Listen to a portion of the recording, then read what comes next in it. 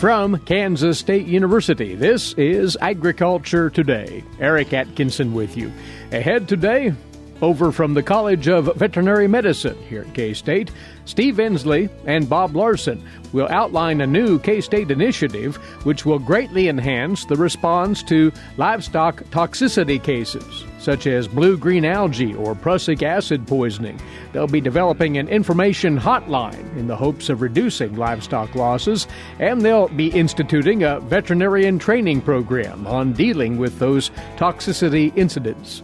Also today on this week's edition of Milk Lines, K-State's Mike Brouk will talk about channeling herd waste into methane digesters to earn added revenue for the operation. That's what's ahead here on the K-State Radio Network and Agriculture Today.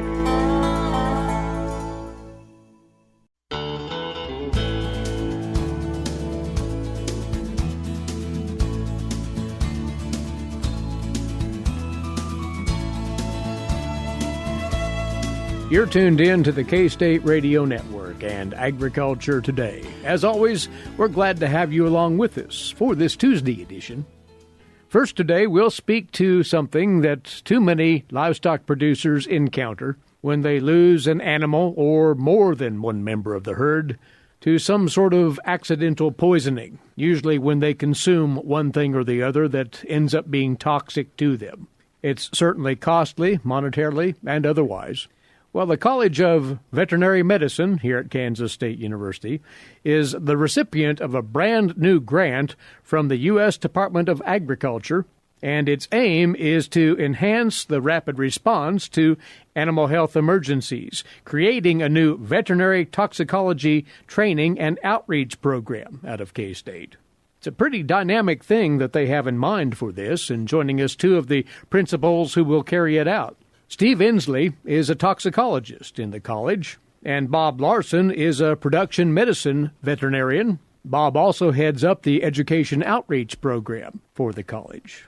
And if we may, we'll begin with remarks from the toxicologist in the room. Steve, give us an idea of the catalyst behind this new initiative. So in the U.S., there's the large animal veterinary toxicology has kind of taken a second seat to the small animal toxicology hotlines, and so there's a lot of resources for people with pets. If they have problems, pet poison hotlines, they can access those 24/7, and they do a really great job with that. But there is no similar capabilities for food animals. So that's what part of what this grant is try to provide that resource for food animal practitioners and food animal owners to give them answers that they need when typically, could these cases always happen on weekends or holidays or, in inopportune times, and they need to have a resource to be able to reach to try to get an answer.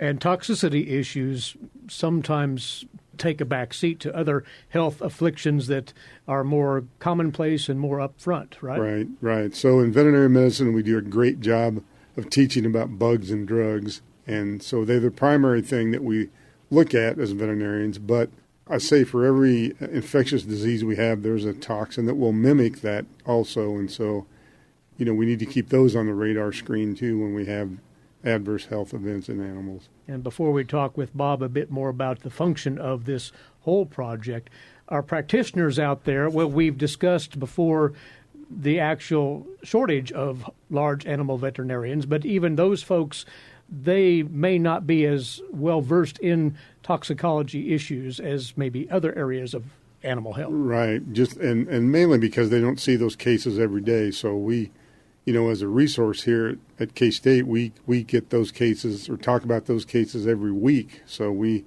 get a lot of exposure. We know how to handle those and the latest legal issues that may, even be involved in what we're looking at. But it's I'd say, because I'm a toxicologist, it's way underserved. So this will be a great help to try to get everybody back up to speed.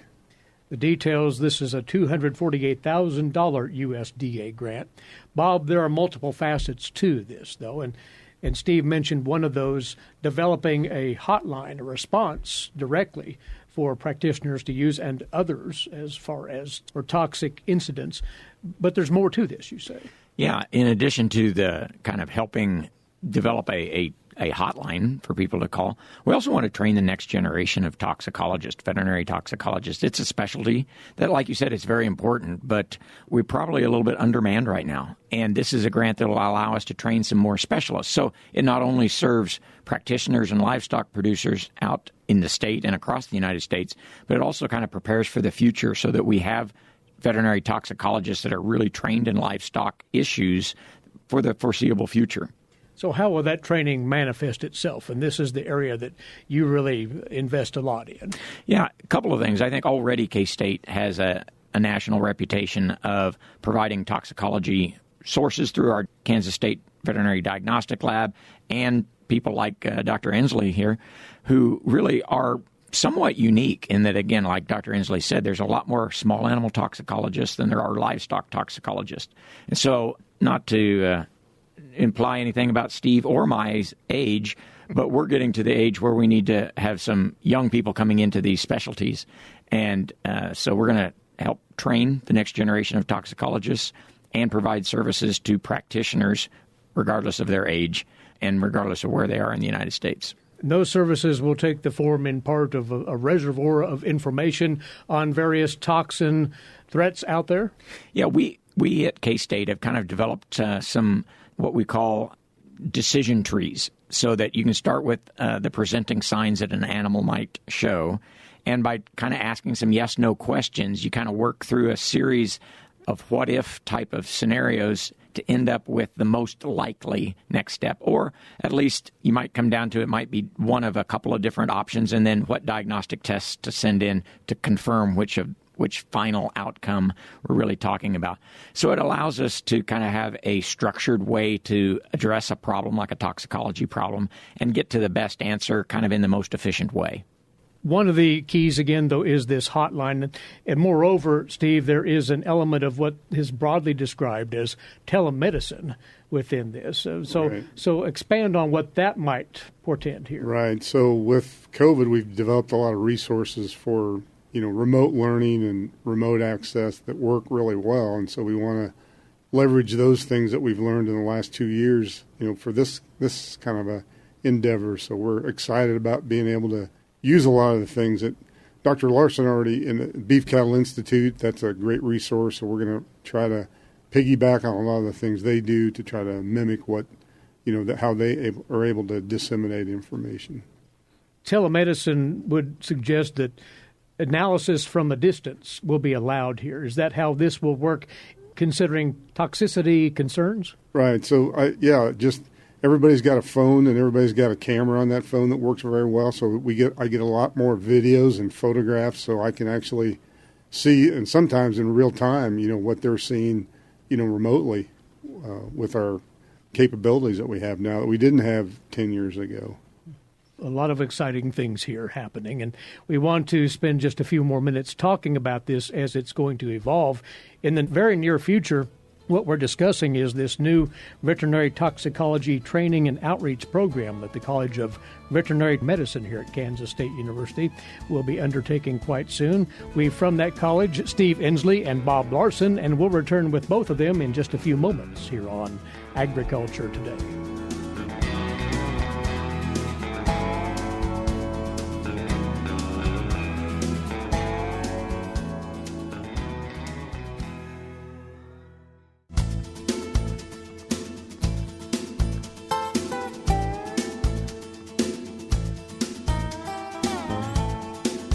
We're back now on Agriculture Today, and we're taking a closer look at a new undertaking out of the College of Veterinary Medicine here at Kansas State University. Once again, on the strength of a new USDA grant to develop a veterinary toxicology training and outreach program on behalf of the Kansas livestock industry in large part, and even outreaching from there. Joining us now, veterinarians Steve Ensley and Bob Larson.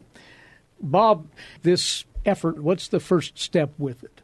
Okay, the first step is we're going to develop some of these kind of decision tools so that we can train the people that are going to be on the hotline to answer questions quickly and efficiently and accurately.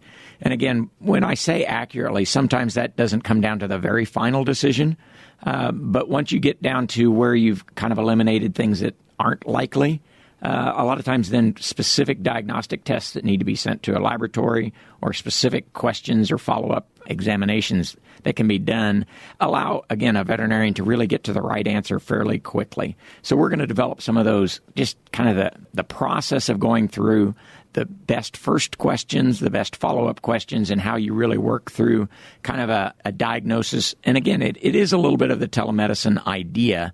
It's kind of a diagnosis while you're not even directly there, but you have access, again, with somebody that is directly involved with those animals. You're developing first responders is really what you're doing here, aren't you? That's a good example, and I kind of like that analogy. So it is we're helping first responders in a couple of different roles. One is the first responders of the veterinary practitioner who's on the farm and interacting with the client and the animals directly. That first responder may be calling a poison hotline or a toxicology hotline. So then I'm going to call that person kind of a first responder also, or they're the interface. And that person has some level of expertise and a lot of experience with toxicology, but they may need some backup as well. And that's where Kansas State University and the Kansas State Veterinary Diagnostic Lab kind of fill in as that expertise that's in the background to really make that whole process work pretty well. So, Steve, you're the toxicologist here once again. How do you see, by way of example, this playing out? Let's take an instance of something that's been very much high profile in recent years, blue-green algae, where, say, cattle would consume tainted water from a pond. And we know how that ends, usually not very well. How do you see this particular new service lending to that? That's a big issue, and we've had a lot of drought throughout the U.S. We've gotten a lot of calls from North Dakota, South Dakota, Montana. The water quality is poor in general, and then when you add on a blue-green algae bloom, that makes it even worse. Because they don't have available water. So one of the things is when we see a bloom, it can be very difficult to decide, is this really a bloom? Is what I'm seeing, really something we're worried about? So, being able to answer somebody quickly. We already do the testing here, and so we can, if we can look at the water a lot of times, even remotely, that's a good way to try to make an initial assumption, if it's safe or not. Then try to get samples in here that we can actually look at and make a definitive diagnosis with. And the same could be true of something that's germane to this time of the year, for instance, prussic acid or high nitrate levels in standing forage or in crop stubble. Right. Same notation. I had a call from a practitioner in North Dakota, Bismarck, North Dakota, about a week ago or 10 days ago now, because he said they had a killing frost, and he was going to graze sorghum sudan that was a regrowth, and because they were short on feed, they were limited on what they could do. So he called to see, so we could talk over the scenario, so that he, didn't lose all the animals they had, remaining that didn't have to sell, that he didn't lose those from a prussic acid issue. It's very interesting, as a toxicologist, to be able to talk with these people all over the U.S. and, their specific, niche issues that they have that, we just haven't had the resources to help them like we should have in the past. And that's why you're so enthused as to what's going on right here. Oh, yeah, this is the most exciting thing I've done, for a long time. And Bob, finishing up here, the information that you and Steve will be working to accumulate to help all of those involved in toxic issues and the toxicology analysis out there will be collected and posted at various sites online, we understand. Yes, there's a few things we want to do to make sure that veterinarians are aware of the service, so that you can build it, but you got to make sure people come. And so we'll be working with veterinary organizations such as the AABP, the American Association of Bovine Practitioners, and the Academy of Veterinary Consultants. These are veterinary groups that work with beef cattle veterinarians, and we're going to be working with them. Steve will be presenting to those organizations so that as we develop these resources, veterinarians across the United States will become aware of what we have. And we're going to use a lot of different ways. We have a podcast, and we have other ways of informing veterinarians about these resources as they're developed and ready to roll out. And among those places you'll find that information, the Beef Cattle Institute website, the Veterinary Diagnostic Laboratory site here at K-State, and veterinary medical continuing education out of the university. And would note as well, Colby Community College Veterinary Nursing Program is involved in that likewise. Yeah, veterinary technicians also have a role in working up these cases, and so we're glad to be able to work with the folks at Colby. Well, given how important, and then some, these matters are as far as livestock animal health goes, it's a big step forward, and we appreciate the two of you coming over, telling us about what is ahead, and the best of luck with taking this to the country here very soon now. Thank you, Steve, and thank you, Bob, for being along with us. Thank you. Steve Ensley is a toxicologist here at K-State, and Bob Larson, a veterinarian who is specializing in production medicine. Bob, once again, heads up the Veterinary Medicine Continuing Education Program out of the College of Veterinary Medicine at K-State. Again, talking here about a new USDA grant, $248,000, going to support the creation and the management of this new veterinary toxicology training and outreach program out of K-State. It's showing great promise. We'll be back with more for you shortly on this Agriculture Today.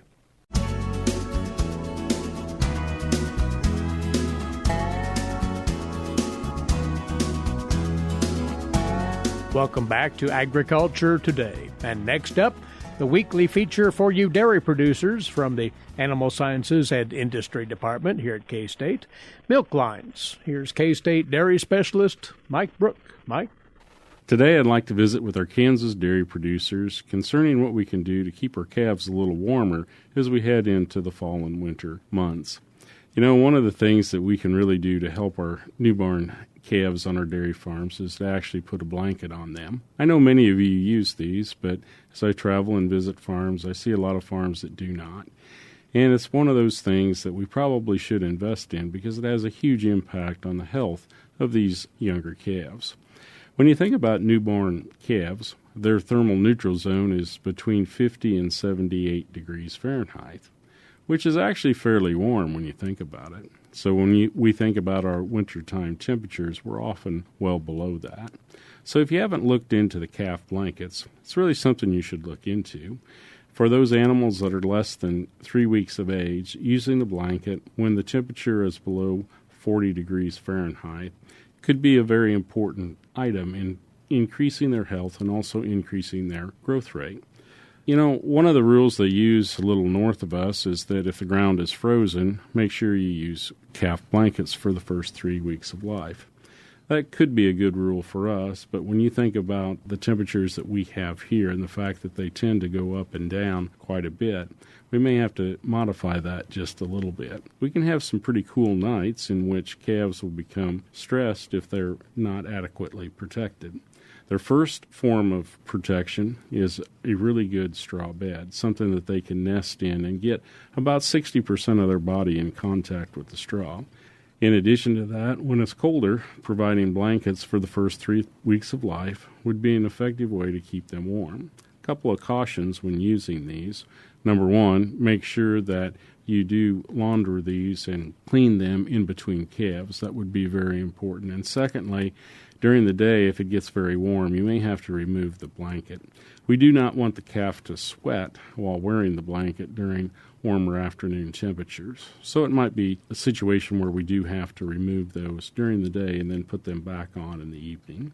If you haven't considered calf blankets for your dairies, I guess I would encourage you to try a few of those just to see how you feel that they actually work in your own situation. Again, when the temperatures are below 40 degrees Fahrenheit, something we should probably consider to keep our calves more comfortable and healthy.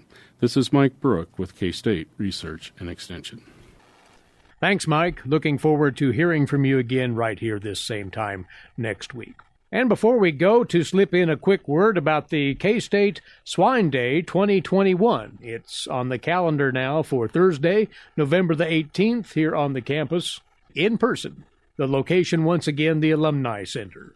Featured there, of course, a review of the leading research conducted by K-State within the last year, including the updated diet recommendations and information on feed processing, improving pig livability, and other industry issues. And the afternoon program highlights two graduates of K-State's program, both national leaders now in the Swine Health Improvement Plan. From Iowa State University's Veterinary Diagnostic Laboratory, Roger Main will discuss that new plan, and John DeJong, the president of Pipestone Nutrition, will discuss how that company is assisting producers in adapting to the changing swine industry. Aligned with the day, of course, the Technology Trade Show. That'll feature more than 30 vendors. The program begins at 9:15 the morning of the 18th of November. It includes lunch and wraps up with a reception featuring Call Hall ice cream. Always an exceptional event, well attended. The registration fee $25 per person if paid by November the 10th, $50 after that date or at the door. Registration is available online at ksuswine.org. The 2021 Swine Day at Kansas State University, Thursday, November the 18th at the Alumni Center. Our time's away for today. Thanks for tuning in. Eric Atkinson for Agriculture Today over the K-State Radio Network.